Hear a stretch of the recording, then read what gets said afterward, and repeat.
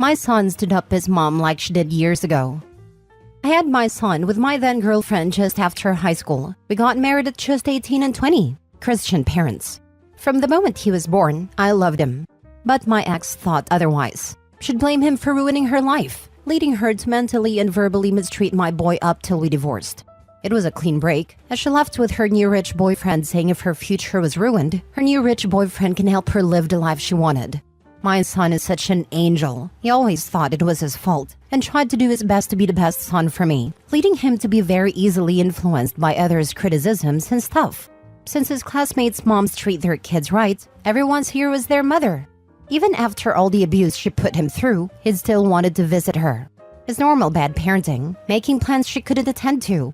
I'd understand if it's once or twice, but all the times? Not even once? Not even a freaking weekend or even a few hours. He basically had no maternal figure in his life, and this made him have trust issues and became really quiet. But thank goodness for therapy, he got much better. The gym became a stress reliever, and now he's a strong, intelligent senior in school. He's the perfect child. It's only about 6 months ago he got texts from his mother asking to meet him. For a week straight, he was so happy, and reasonably happy to meet someone who had hurt him so bad at such a young age, but it was not my place to tell him who he should meet. The day he was supposed to meet her at a coffee shop to catch up, my son got a call from his mom asking where is he. Sorry, something came up at work, can't meet today, before hanging up. For 6 months, whenever they made plans, he was a no-show. I wasn't aware of any of this, but my ex called to tell me about my son's behavior, saying he's acting out of line and should be disciplined. I'm sorry, but when she was explaining, I just straight up started cracking up. I told her that he's doing what she did to him years ago, and I will not be disciplining him for something she indirectly taught him. I feel bad for her, but is my son really that wrong to no-show his mom? My son did want a relationship, but decided against when she accidentally let it slip that she wanted money. It was over a phone call, so I have no evidence that that's what she wants. But knowing her, it sounds exactly like what she do. I believe she married me not only because of her parents, but also the fact that my parents did own quite a big business in my home country that made them somewhat wealthy. She started getting quite irritable when I wanted to not take over the business. Their business is buying and selling stocks or whatever. My current career is a chemist. Another thing I saw was that my son was quite petty in this revenge. Of course, there's a lot of hatred and resentment towards his mom. Not for her abuse, but the fact that she contacted him for money. My son works as a freelancer in my parents' business, just some admin work. She knows that if she called me, I would have straight up said no. Now for the top comments. Nah, good on him. She has no right to demand that your son get disciplined when she clearly didn't care about him until now. She literally mentally and verbally mistreated him when he was younger, and now she expects him to just forget everything? Good on him for giving her a taste of her own medicine. Good for him. It might be worth sitting down and saying, as your dad who is supposed to teach you respect and kindness, that's mean. But as your dad who is supposed to teach you to stand up for yourself and solve problems creatively, I'm so damn proud of you. What you did may have not been right, but it sure as heck wasn't wrong. I mean, it's funny, but it's also still clear your son is holding on to a ton of anger and resentment against her. Please make sure he stays in therapy. The gym can't be his only outlet for stuff like this. It's just not enough for issues this significant. It's also still clear your son is holding on to a ton of anger and resentment against her. I wouldn't let this take control of my life, but no chance in hell I would ever forget or forgive this. I would spare only the apathy and rejection she has shown, no more no less.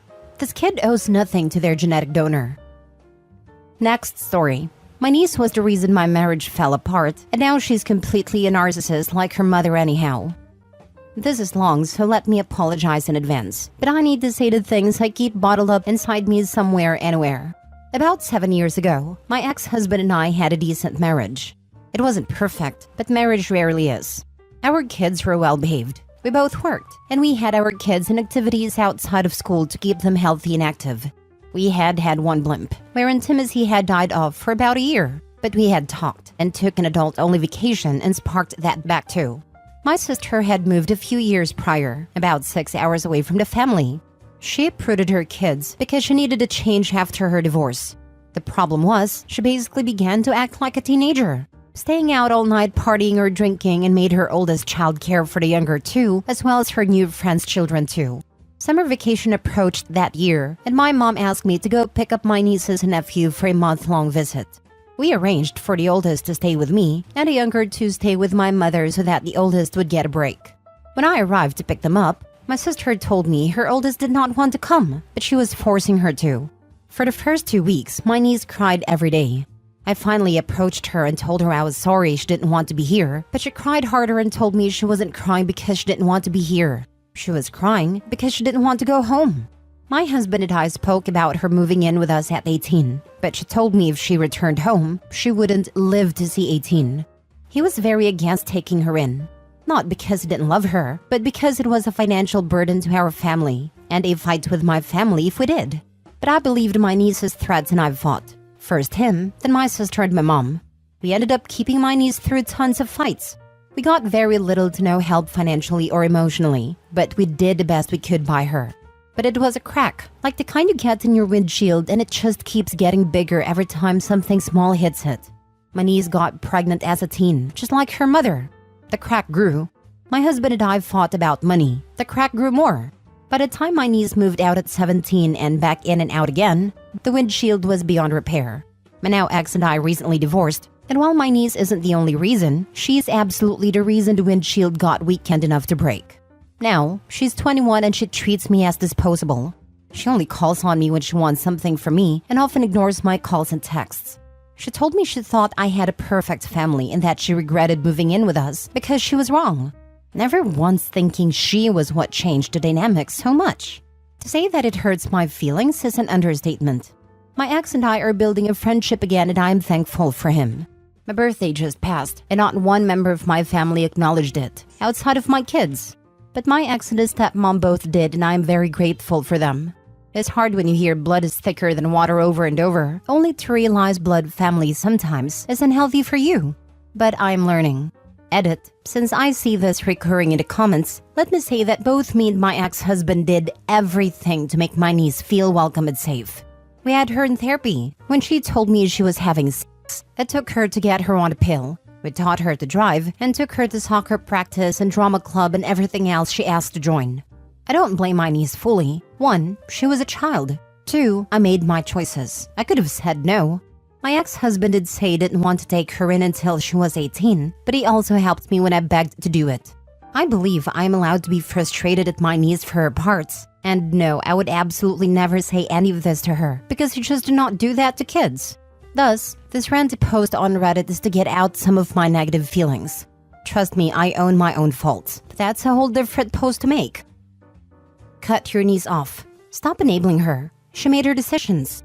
It's not your responsibility anymore at all. I would start by telling him that he was right. Thank you. I'm working on cutting out people part. My ex and I get along well now that divorce dust has settled, and I have apologized to him many times now for the decisions I have made and the things I've done. We may never be a couple again, but I believe we will always be friends, and that's pretty good too. Good for you and your ex, and for your kids for having mature parents. Like others have told you, both you and your ex need to free yourselves from the burden of helping your niece. Any responsibility you may have once had is gone now that she's an adult. You and your branch of the family don't need to deal with the poison of the other branch. On the flip side, if you had turned her niece away and niece did end up ending herself, your marriage would have been over as well, and you and your ex might not be friends.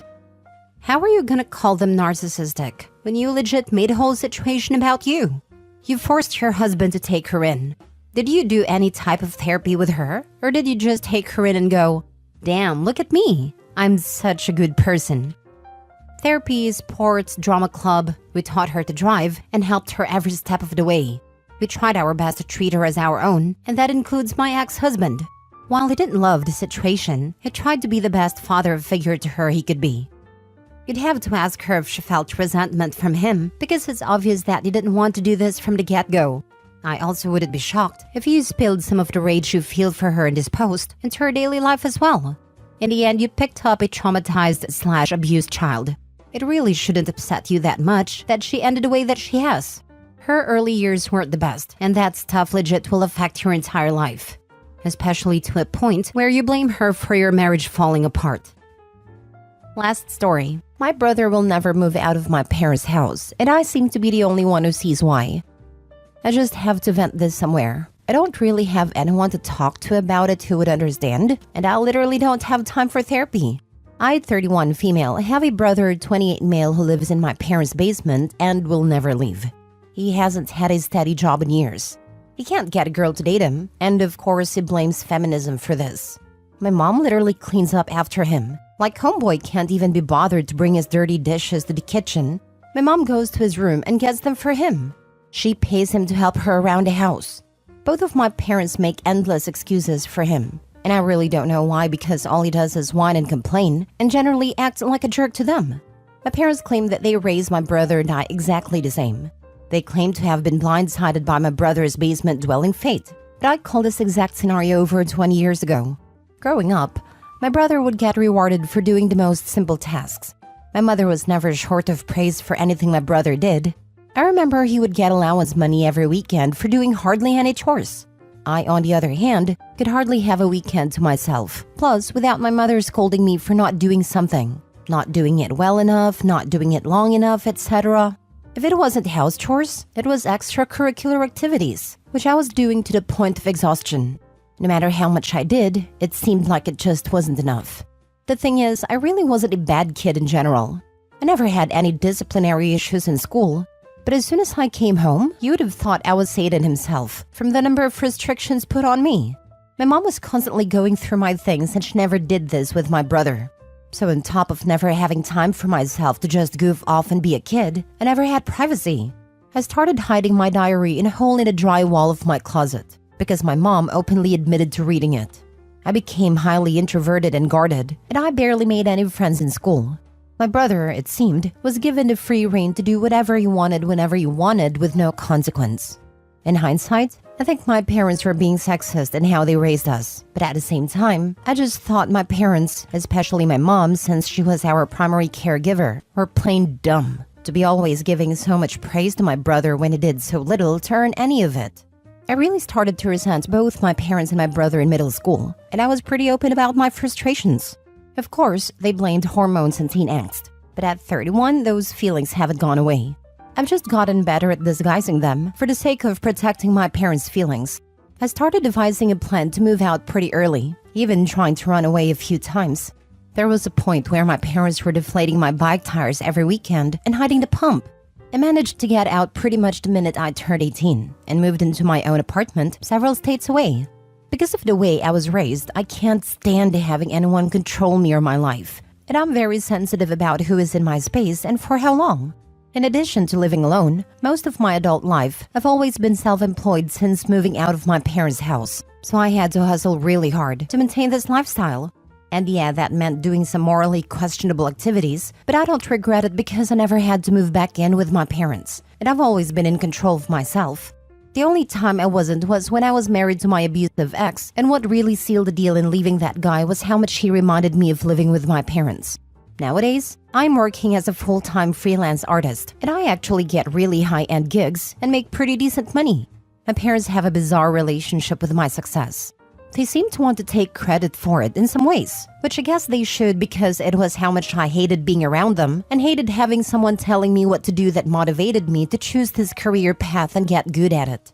On the other hand, though, they can't talk about any of my accomplishments with the rest of my family because it makes my brother wildly jealous. My brother, who I should mention does have time for therapy and supposedly goes, blames his inability to get out of the house on me. In my resentment of him while we were growing up, he says I traumatized him. My parents tell me that it's his trauma that I caused that has him unable to function in the world and move out of the house. And since I'm apparently the source of this trauma, anytime I'm at my parents' house, my brother makes a point to avoid me. The last time I was there, while I was hanging out with my mom, her phone was going off every second with a text from my brother complaining that I was there visiting. Everything I did while visiting my parents had to be carefully choreographed around my brother, and he still wouldn't stop complaining. I'm basically a second-class citizen in my parents' house every time I visit, because his needs must always come first. At this point, I don't even know what to tell my parents. It's obvious to everyone around them that they're enabling my brother to be a perpetual child, but my mom has a never-ending list of excuses for why she can't kick him out. And how he's just about to get into the field he's always wanted to be in. He just needs a little more time to get on his feet, blah blah blah. And of course, it's all my fault because I was the difficult child, and he wasn't. I feel like I've been sabotaged out of ever really having a loving and supportive family because they're too busy cuddling my brother. Anyways, thanks for reading my rant. I feel better now. Is your name Shannon, perchance? I have a pair of cousins just like you. Sister is incredibly hardworking. Graduated college early, got a master's, bought her own place at 31, has always had a minimum of 2 jobs.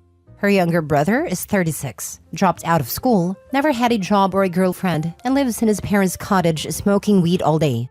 Yet, for some reason, every time you talk to them, it's Rob this and Rob that, and Rob starting his surfboard making business. He isn't. They've coddled him into being a bum and acts like everyone doesn't know it. It's bizarre, and just once I'd like to interrupt one of their monologues about all the great stuff their son is up to and tell them he's a freaking burnout bum, and anyone with eyes could see it. No, it isn't, but I feel your pain, Shannon. I actually think your parents did you a favor by being strict unknowingly. The way they coddled your brother has made him not be able to function in society. Your parents will and are growing old, and it will reach a time when they themselves will need someone to take care of them. Do you think your brother will?